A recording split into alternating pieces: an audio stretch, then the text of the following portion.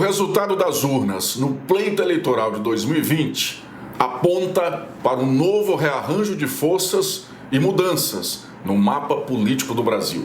Ao contrário das eleições de 2018, onde triunfou os candidatos que se vendiam como antipolíticos, o resultado nas cidades privilegiou o fortalecimento dos partidos de centro e de gestores bem avaliados. Para discutirmos o novo quadro eleitoral que se formou a partir dessas eleições municipais, o Análise dos Fatos tem a satisfação de receber a repórter política do jornal Correio Brasiliense, Natália Bosco. Natália, muita satisfação em tê-la aqui no nosso Análise dos Fatos. Que isso, Gilmander. Muito obrigada pelo convite. É um prazer e uma honra estar aqui. Vamos debater o quadro eleitoral.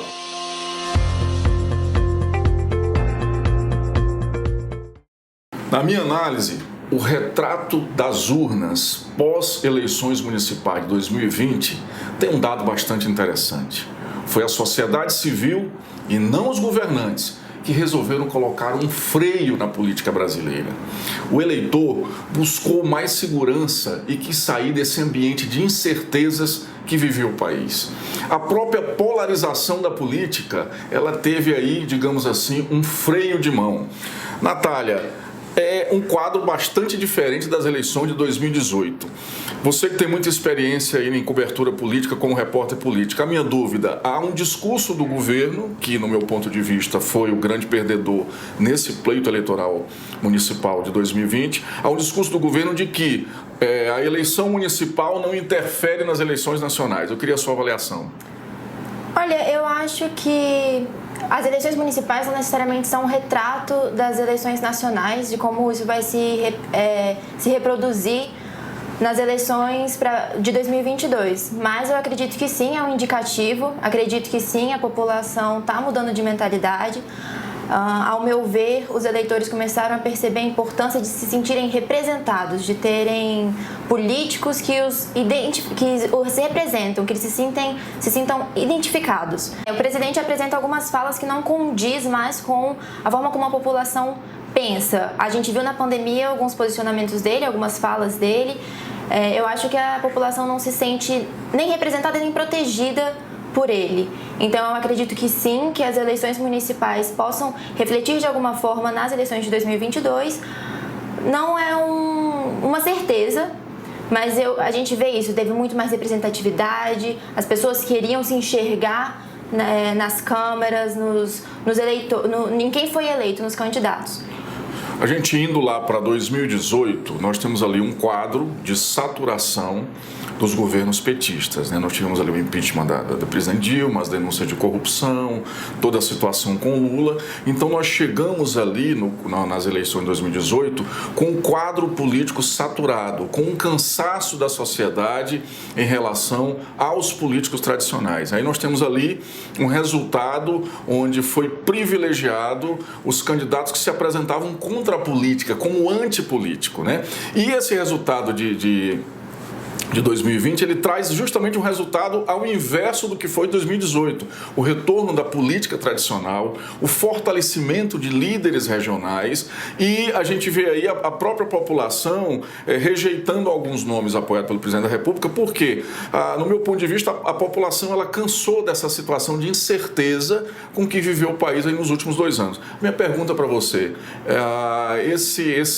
a antipolítica, ou esses nomes populistas, esse populismo vai ter um fôlego curto? Eu acho que o populismo é, de certa forma, uma tradição na política brasileira, então não sei se ele vai de fato acabar. Mas acredito que as pessoas estão começando a enxergar isso de uma forma diferente, sim. Eu conversei semana passada com a professora, cientista política, professora da Universidade Federal do Rio de Janeiro, a Mayara Goulart, e ela comentou isso sobre o Bolsonaro ter sido eleito em 2018, na visão dela foi muito mais por esse cansaço com a política petista do que de fato um apoio, uma concordância com o discurso dele. É algo que eu concordo e eu acredito que nesses 2 anos de governo que já estão se passando, a população vem percebendo isso. Ele se pôs muito como contra a corrupção, enfim, muito contrário a tudo aquilo, e as pessoas viram que não é assim tão simples, não é uma questão tão simples. Então, você comentou sobre essa questão da rejeição, às vezes, ao Bolsonaro. 78 candidatos se candidataram, concorreram com o nome de urna Bolsonaro. 73 foram para vereador e só um foi eleito, que foi o filho Carlos Bolsonaro. Mas ainda assim, ele perdeu 1/3 dos votos que ele teve nas últimas eleições. Isso representa, assim, esse cansaço, com esse populismo, uma forma de rejeição até a esses fatores políticos que vêm acontecendo, que vêm se desdobrando. Acredito que a população tem se cansado um pouco desse populismo, elas querem ver mais ação. Eu acho que durante a pandemia a população também se sentiu menos protegida pelo presidente, pela forma como ele se portou, pelo que as bandeiras que ele levantou durante a pandemia em relação à doença, às mortes. Então, acho que isso sim teve um reflexo nas eleições. E dos candidatos apoiados por ele para vereadores, 45 que ele apoiou, só 10 foram eleitos. Dos prefeitos, 2 foram eleitos, estão concorrendo agora ao segundo turno. Sim. A gente vê aí o seguinte, na verdade, em relação à pandemia. A pandemia, ela foi sim um fator muito importante na decisão do eleitor. Eu fiz uma análise geral do novo mapa político brasileiro e o que eu vejo ali? Os prefeitos que conduziram bem a pandemia, que souberam conduzir bem as medidas durante a pandemia, foram reeleitos ou elegeram seus sucessores, né? Então é muito interessante esse quadro. Você concorda com a minha opinião? Concordo. Eu estava estudando isso essa semana, vendo como que os prefeitos, os candidatos à prefeitura, a forma como eles lidaram com a pandemia refletiu nas urnas. Então, pessoas que acabaram levando mais sério, que mostraram um cuidado com a população, isso de fato refletiu. Isso mostrou que a população, ela quer se sentir identificada, ela quer se sentir cuidada. Todo mundo, de um jeito ou de outro, sentiu direto ou indiretamente os efeitos da Covid. Então, ter alguém que mostra se importar com isso é importante para a população. É uma coisa que eles se sentem identificados, eles se sentem protegidos. Natália, uma das coisas que marcou o resultado eleitoral de 2020 foi justamente ali a valorização dos gestores bem avaliados, né? A gente vê os casos ali da reeleição do prefeito Rafael Greco em Curitiba, a reeleição do prefeito de Florianópolis, a própria eleição do Bruno em Salvador, que é uma sequência do ACM, né, da gestão. A gente vê o seguinte, o eleitor, ele quis ficar, ele permaneceu com quem estava muito bem na condução das cidades. Eu vejo que nessas eleições teve uma campanha de envolver mais os eleitores. Acredito que em parte disso seja porque a campanha teve que se dar diferente esse ano, uma vez que os candidatos não era recomendado que eles fossem às ruas, que aglomerassem os eleitores. Então isso envolveu muito rede social, que acaba que envolve mais as pessoas. Foram muitas campanhas em redes sociais, o eleitor de fato querendo ver o que está acontecendo, o que foi feito, e como que isso afeta ele ali na comunidade dele. Então, sim, acredito que essa boa gestão, essa boa avaliação influenciou por isso, por ter envolvido mais o eleitor. Acredito também que tudo que vem acontecendo nesses últimos anos criou essa vontade de talvez participar um pouco mais. Na minha análise, o eleitor respondeu de forma muito firme, né? O eleitor, ele colocou ali um freio para procurar colocar a política brasileira nos trilhos. A gente vê ali o fortalecimento, digamos assim, da política tradicional, né? O eleitor disse não à antipolítica, a esse modelo da antipolítica. Eu observei também ali o eleitor colocando um freio em movimentos antidemocráticos, nesse discurso antidemocrático, e um fortalecimento de lideranças regionais tradicionais na política. Sim, isso foi algo que realmente aconteceu, foi um reflexo nas urnas. Justamente por isso, de ter esse maior envolvimento do eleitor, eu acho que muito se vinha já falando que é necessário você encontrar alguém com quem você se identifica nas urnas. Eu acredito que dessa vez isso foi ainda um pouco maior. A gente vê que os candidatos falavam sim sobre política, como você comentou, essa rejeição à não política. Então, entender a importância de sim levantar essas questões políticas, política, tem que se tratar como política, e ele se envolveu muito mais. Então, a gente viu muitas pessoas diferentes sendo eleitas foram eleitos indígenas, mulheres, transexuais. Foi a primeira vez que transexuais puderam usar o nome social para se eleger. Isso acabou que gerou um maior envolvimento dessa parte da população, dessa comunidade, e as pessoas elas querem isso, elas querem se identificar. Em relação aos novos líderes regionais, eu percebi pelas pessoas com quem eu conversei após as eleições, foram eleitas pessoas em câmaras de vereadores que nunca concorreram antes, mas por quê? Porque elas já tinham um envolvimento na política local, elas já participavam de debates, elas já tinham uma representação, pessoas as conheciam, então isso mostra que como acreditam naquelas pessoas. Aquele era um líder regional, então eles acreditam que ele possa fazer algo, possa levar aquilo numa esfera de poder público.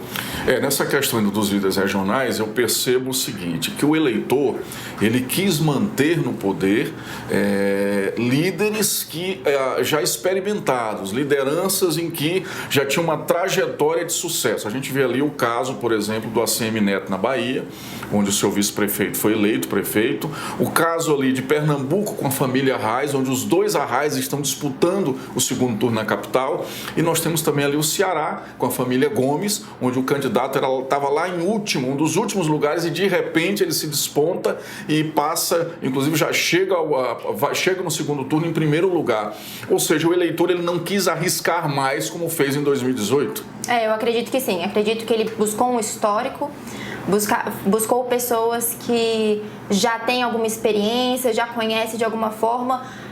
Acredito que em 2018, como você disse, o eleitor se arriscou, isso refletiu nesses 2 anos e eles quiseram fazer diferente. Então, buscar talvez um lugar mais seguro, eleger alguém que ele se sinta mais seguro na conduta daquela pessoa. Eu tive acesso a um estudo que foi feito por um grupo de cientistas políticos, eu tive acesso ontem a esse estudo, e eles trazem numericamente a derrota dos candidatos cujo discurso de campanha eram discursos antidemocráticos, era um discurso contra as instituições, discursos contra o STF, discursos contra o Legislativo. E isso candidatos às câmaras municipais e candidatos também a prefeitos. Ou seja, o eleitor disse não para esses movimentos. Eu acho que durante esses 2 anos a gente viu um comportamento muito parecido no presidente Bolsonaro. Ele já fez ataques ao STF e isso foi algo duramente criticado. E acredito que tiveram várias campanhas tentando combater isso. E de certa forma isso chega ao eleitor. A gente sabe como é difícil combater alguns discursos, algumas fake news, mas teve uma campanha muito grande. Como nessas eleições permaneceu muito a campanha por meios digitais, até o STF fez uma campanha voto sem fake, então isso tentar mostrar como algumas coisas são importantes. Eu acho que essa questão da democracia caiu muito forte, uma vez que as coisas aconteceram dessa forma. Então, discursos antidemocráticos, o eleitor entende que fora da democracia ele não participa mais. Então, é importante defender a democracia, eu acho que isso veio com força. É importante defender o STF, proteger as instituições. E acredito que foi por isso. Foi esse discurso desses 2 anos, não só do Bolsonaro, outros políticos que o apoiaram. Isso mostra um cansaço do eleitor. Isso mostra como ele se sente em risco. E inseguro, né? No meu ponto de vista. Esse discurso criou uma insegurança. Porque num dado momento ali, do cansaço da política brasileira, dos políticos tradicionais, o eleitor também, grande parte, nós temos ali em torno de 29%, 30% do eleitorado, que acreditava também ao Legislativo e ao Supremo Tribunal Federal responsabilidades pelas dificuldades que o país vivia em relação à gestão pública, né? O dado muito interessante é que esses 30% eles não se refletiram no resultado das urnas. Eles não se refletiram, e esse estudo me mostrou isso. Ou seja, você acha que a mudança do eleitor nesse sentido foi que ele se sentiu inseguro por esses movimentos? Eu acredito que sim, acredito que em parte foi sim porque ele se sentiu inseguro, esse medo, tudo que vem acontecendo, principalmente esse ano, a pandemia influenciou demais, a gente não pode deixar isso de lado, então tem essa questão de querer se sentir seguro, de querer se sentir cuidado, e a gente sabe que que se continuar mantendo esse discurso antidemocrático, vai ser justamente o inverso. A gente não vai ser cuidado, não vai ser priorizado, o eleitor vai ser cada vez menos ouvido. Eu acho que ele tem sentido isso. Você falou aí, e eu tive também acesso a esses dados, um grande número aí de transexuais que foram eleitos para as câmaras municipais, de negros, de quilombolas. Nós temos um caso, inclusive, do prefeito de Cavalcante aqui, que é uma região que tem uma comunidade quilombola muito grande. O prefeito que foi eleito é um membro dessa comunidade. Essas eleições desses grupos da sociedade representa justamente ao contrário do discurso vigente, do discurso do governo. Sim, é importante lembrar que, apesar de ter esse resultado plural, ainda assim a gente tem uma prevalência de homens e brancos sendo eleitos, mas sim trouxe essa diversidade, que é uma coisa que pelo governo não é muito abordada, não é dada importância. Eu acho que essa manifestação, esses resultados foi até uma forma de se mostrar até contrário isso, de queremos sim ver essa pluralidade, queremos sim ter essas representações diferentes. São grupos que se sentem criticados pelo governo, como grupo de transexuais, de mulheres e negros. Eles apareceram com mais força, com recorde de candidaturas, então eu acho que isso é uma resposta. Candidatos que estão concorrendo ao segundo turno de algumas prefeituras, mostra que grande parte do público que fez eles crescerem são justamente mulheres, são pessoas negras, são esses grupos que pelo presidente não se sentem tão representados, se sentem às vezes excluídos ou minimizados. Natália, é muito interessante que a resposta das urnas, ela foi uma revolução silenciosa. A gente não percebia ali durante a campanha que esse resultado seria nesse formato, que o mapa eleitoral brasileiro pós-eleição de 2020 ele seria tão diferente do que foi de 2018, não é isso? Eu confesso que quando eu vi a possibilidade das pessoas transexuais se elegerem com nome social, eu fiquei contente dessa vitória por eles, mas eu confesso que eu não imaginava que eles de fato seriam eleitos. Eu achava que o conservadorismo estaria muito presente. Então, sim, é bem diferente de 2018, é de certa forma inesperado mesmo, e mostra mesmo uma revolução silenciosa, como você falou. Mostra esse queremos mudar, queremos diferentes, isso já não cabe mais, não aceitamos mais esse discurso. Agora a gente tem que ver como que isso se mantém. No próximo bloco, nós vamos discutir a mudança que houve aí num quadro de polarização nessas eleições municipais de 2020.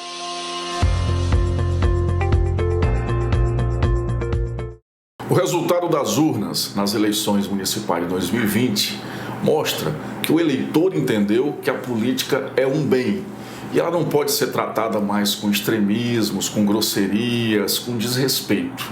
Essa é uma análise que eu faço. Nós temos um dado bastante interessante aí, Natália. A polarização, que é um processo que vem no Brasil desde a redemocratização, ela praticamente desapareceu nesse pleito municipal. Por quê? A gente vê ali um fortalecimento de partido de centro, uma renovação ali dos quadros de esquerda. Você acha que é uma tendência que vai seguir agora, inclusive para as eleições nacionais, o fim dessa polarização que é tão prejudicial à política brasileira? Para as eleições presidenciais, eu não tenho tanta certeza, não sei como que o Bolsonaro enxerga isso, se ele vai continuar trazendo esse discurso bem polarizador, mas acredito que isso possa se minimizar sim, até porque ele acaba perdendo com isso. Então acho que os políticos entenderam isso, eles percebem isso, que esse discurso pode enfraquecer a campanha deles, então isso pode minimizar também. Em 2018 a gente viu um medo constante da população causado por essa polarização. Então as coisas ficaram muito no extremo dos dois lados e tinha um medo constante. Eu acho que isso fez com que os eleitores quisessem que as coisas acalmassem um pouco e os políticos percebem esse comportamento. Eu vejo ali o seguinte, a sociedade ela colocou um freio no extremismo e a sociedade ela percebeu que a polarização ela é prejudicial. Esse discurso de nós contra os outros, ou somos nós ou não somos nós, entendeu? Os outros são todos ruins, né? Então assim, você vê que a sociedade ela respondeu como? Ela criou um quadro múltiplo aí. Nós temos ali o fortalecimento do centro, diversos partidos cresceram muito, como o PSD, o PP, o MDB, que tinha um número muito grande de prefeituras, mais de 1.000, houve uma redução, mas continua sendo ali o líder no número de prefeituras. Então a gente vê uma composição múltipla, ou seja, o eleitor ele apostou nesse ambiente múltiplo justamente para sair da polarização. Sim, eu acredito que isso foi, sim, um comportamento de querer as coisas múltiplas, assim, até porque em 2018 a gente teve essa briga muito grande, a polarização muito grande, mas as pessoas sabem que no dia a dia elas têm que conviver ainda, então é muito difícil ter essa polarização presente, isso é muito prejudicial para a vida social. Então, acho que isso foi percebido, isso foi sentido duramente e por isso gerou esse resultado um pouco mais plural, com um pouco mais de tranquilidade, eu acredito. Natália, eu percebi ali uma renovação nos quadros de esquerda. A gente pode observar que os candidatos do Partido dos Trabalhadores, nós temos ali a Benedita da Silva no Rio, o próprio Tato em São Paulo, e a Luziane Lins lá em Fortaleza, foram candidatos que não saíram bem do pleito eleitoral. E ao mesmo tempo nós temos nomes ali do PSOL, como o Boulos, nós temos ali o Edmilson em Belém, a própria Manuela Dávila, que é do PCdoB em Porto Alegre. Nós temos ali uma renovação nas lideranças de esquerda, ou seja, o eleitor abandonou os líderes tradicionais, que já estavam assim bastante manchados pelas denúncias de corrupção e pelos processos ainda na era petista, e optou por esses novos nomes. O próprio Boulos, no meu ponto de vista, é uma grande renovação da esquerda. E você acredita que essa renovação ela vai a partir do PSOL? Eu concordo com você, para mim o Boulos também é uma grande renovação da esquerda. Eu não acho que essa renovação tenha partido do PSOL. Eu acho que foi muito influenciado também por um comportamento do próprio Partido dos Trabalhadores, do próprio PT. O PT vinha com um grande destaque há muitos anos, a população foi ficando calejada, cansada deles, da forma como as coisas estavam sendo conduzidas. Em 2018 houve duras críticas ao PT por essa insistência em se candidatar, insistência em eleger alguém. Eu senti que eles deram um pouco uma recuada. A gente vê o Haddad apoiando o Boulos, a Manuela Dávila, que é do PCdoB, mas ela continua ali junto com o PT, com apoiadores, mas a esquerda trouxe um outro destaque. Eu acho que antes a esquerda era muito associada ao PT e agora a gente percebe que os outros partidos têm força sim, têm um político sim, têm uma política própria, apesar de serem amigos.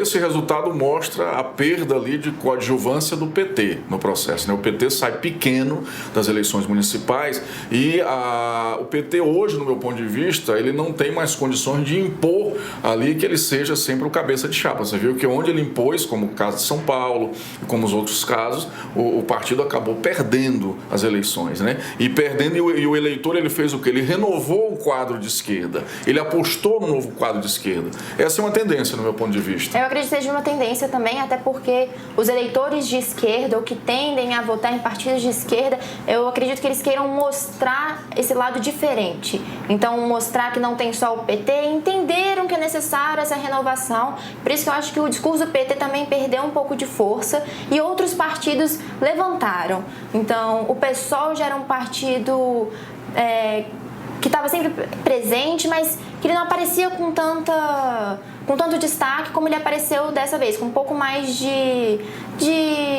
olhares. Então, eu acho que partiu muito do eleitor desse cansaço e talvez de entender que agora também não é mais o momento do PT, vamos trazer coisas novas, vamos renovar um pouco e mostrar um lado diferente da esquerda. Ali, o eleitor, ao renovar os quadros de esquerda, eu acho interessante a renovação também do PSOL. O PSOL era um partido com um discurso muito extremo, um discurso muito complicado. Então, nessa nova roupagem que o eleitor colocou o PSOL, inclusive está melhorando o seu discurso. A gente nota o próprio discurso do Boulos, muita mudança, vindo mais para um discurso de centro. Eu acho que isso é é algo que os políticos sempre percebem. Então, historicamente, quando você vê, por exemplo, a história do Lula, quando ele foi eleito depois que ele começou a abraçar um lado diferente da política, começou a falar mais sobre questões dos empresários e, enfim, eu acho que eles percebem isso. Isso é algo que os políticos vão sempre trabalhando. Eu lembro que em 2018 eu ouvi cientistas políticos falando: as pessoas acham que o extremo da esquerda é o PT, não é o PSOL.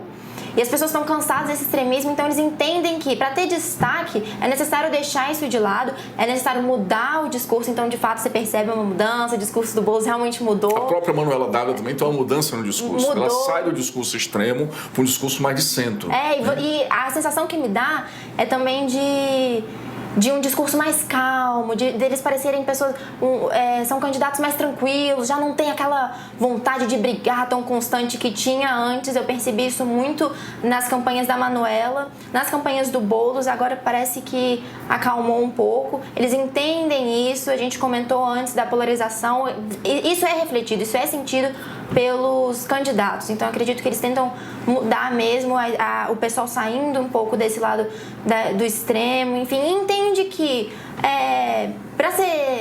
você vai ser eleito e você vai representar toda aquela população aonde você foi eleito, não só quem votou em você. Então, é necessário se comunicar com todos. Um dado muito interessante também é que nós tivemos aí uma eleição de conservadores, né? Tipo, nós vamos citar ali o próprio ACM Neto na Bahia, que fez o Bruno, o Rafael Greca. Nós temos vários conservadores aí que foram eleitos, mas são conservadores distantes e diferentes do discurso do Bolsonaro. Eu citei a conversa que eu tive com a Mayara Goulart e ela comentou que acredita que o conservadorismo está voltando para o lugar que para ela sempre esteve, que é um de minoria. Eu não sei se eu concordo plenamente com isso, eu acredito que a gente ainda tem uma mentalidade um pouco conservadora, mas isso é entendido, que é diferente do Bolsonaro. E a população brasileira é muito plural, então esse conservadorismo do Bolsonaro não cabe aqui. Não é identificado pela população. Então, eu acredito que a gente sempre vai ter alguns conservadores sendo eleitos, mas não com esse discurso tão bruto, tão forte. Até porque o discurso conservadorista do Bolsonaro, ele se difere ali do que é o verdadeiro conservadorismo de Edmund Burke, né? O Bolsonaro construiu ali um conservadorismo extremo, é o que nós chamamos hoje da extrema direita, o que seria justamente para contrapor, né, para disputar com a esquerda, com a extrema esquerda, um discurso diferenciado. No seu ponto de vista, o pleito municipal muda esse quadro. Eu acredito que isso muda, sim. Eu acredito que esse discurso só coube em 2018 justamente por esse cansaço das políticas petistas que vinha na população. Então, por isso que isso teve força. As pessoas se mostraram cansadas, ele usava discursos como a gente vai ficar igual a Venezuela, não sei. Então era pra pegar ali na ferida, era pra mostrar que a gente estava indo para um extremo, e aí ele estava puxando para o outro. Mas a população foi percebendo que extremos não cabem, que não fazem sentido na política, e isso foi mudando. Então isso vai perdendo força. Eu acredito que sim, as eleições municipais mostraram isso, e que esse discurso não tem mais tanta... Não é mais tão ouvido. É uma mudança radical do eleitor. A gente vê ali, Natália, o fortalecimento, como nós já falamos aqui, de partidos como o PSD, o PP, o próprio MDB, que teve um resultado bastante interessante, continua liderando o número de prefeituras. É um rearranjo do centro, que isso vai refletir no Congresso Nacional, e fortaleceu esses partidos ali na articulação política com o presidente da República. O presidente Bolsonaro já vinha fazendo essas mudanças de articulação, dialogando com esses partidos, ou seja, esses partidos se fortaleceram, vai exigir do presidente uma capacidade de diálogo ainda maior e ainda mais mudança de comportamento do presidente, né? Sim, com certeza. Isso é algo que ele já vem fazendo. Você mesmo citou, né? Ele vem tendo essas estratégias, são estratégias políticas, eles vão sempre ter, os políticos vão sempre ter. Na minha visão, não existe isso de um político excluir um lado, eles sempre acabam tendo alguma forma de diálogo para se manter. É importante isso para eles. A gente viu, por exemplo, no Bolsonaro, a indicação do Cássio Neves, que foi muito criticada pro STF, né? A indicação pro STF foi muito criticada pela base dele. Então, isso já é uma mudança de comportamento. Depois ele tentou dar uma abafada, ele não deu tanta atenção para a indicação do Cássio Neves depois dessas críticas, mas é algo que foi muito aprovado por um lado diferente assim de quem acompanha o Bolsonaro. Isso mostra uma mudança, isso mostra que ele vem, e agora isso vem com mais força depois das eleições municipais. São estratégias políticas, eu acredito, ele já disse que não sabe se vai se candidatar de novo, se vai tentar a reeleição. Eu acredito que vai, na minha opinião, e esse comportamento deles são estratégias já para as próximas eleições. Do meu ponto de vista, o Bolsonaro aí tem que mudar ainda mais a roupagem dele para enfrentar aí as eleições de 2022, né? Ele tem que se adaptar a esse novo mapa político que as eleições municipais desenhou. Ou seja, no meu ponto de vista, abandonar aí essas atitudes antipolíticas, antidemocráticas, o novo Bolsonaro para ele ter condições viáveis de vencer o pleito de 2022. Eu concordo. Eu acho que ele precisa mudar bastante. Eu não sei se isso vai ser comprado pelos eleitores, porque eu acho que isso é algo perceptível, essa mudança nele por questões puramente políticas, mas não de uma verdadeira mudança de mentalidade. Então, mas com certeza ele precisa mudar, ele tem que ter essa mudança de roupagem. Essas eleições, eu acredito que o resultado das urnas das eleições de 2020 não era algo esperado por ele. Então isso mostra como ele precisa ainda mais mudar ainda mais. Ele tinha falado anteriormente, antes das eleições, que ele não ia apoiar nenhum candidato, que no final ele fez, ele apoiou candidatos, ele apoiou prefeitos, e ele não teve o resultado que ele esperava. Então isso é uma amostra de que ele precisa sim mudar, e eu acho que ele vai fazer isso. Com mudanças aí no quadro de polarização e o enfraquecimento do PT, no meu ponto de vista, o ex-presidente Luiz Inácio Lula da Silva, que sai bastante enfraquecido desse pleito, ele chega para ir uma disputa, como está sendo ensaiada em 2022, bastante pequeno, né? Eu acredito que sim, acredito que o Lula, se ele chegar a concorrer em 2022, eu não acho que ele tenha tanta força como ele já teve nos anos anteriores. Acredito que isso tem mudado, a população continua com cansaço da política petista, e isso foi apontado agora, e acredito que isso vai continuar durante um tempo. Vários analistas políticos apontaram que, pós-resultado de 2020, Bolsonaro e o bolsonarismo volta para para o início, volta para o que ele era, ou seja, 27%, 29% aí do eleitorado. Você concorda com essa tese?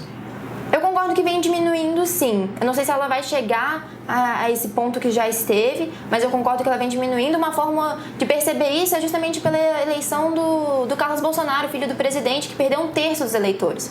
Então isso vem acontecendo. A ex-mulher do presidente não conseguiu nenhum cargo. O Carlos Bolsonaro foi o único da família que se manteve e tem perdido força. Não sei se eles voltam para onde já estiveram, mas acredito que vai se aproximar. No próximo bloco, nós vamos discutir aí as probabilidades de eleições dos candidatos que estão no segundo turno.